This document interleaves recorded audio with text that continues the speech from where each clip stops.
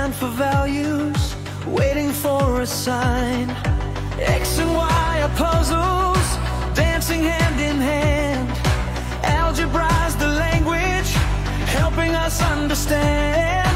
Step by step we move along, finding where the pieces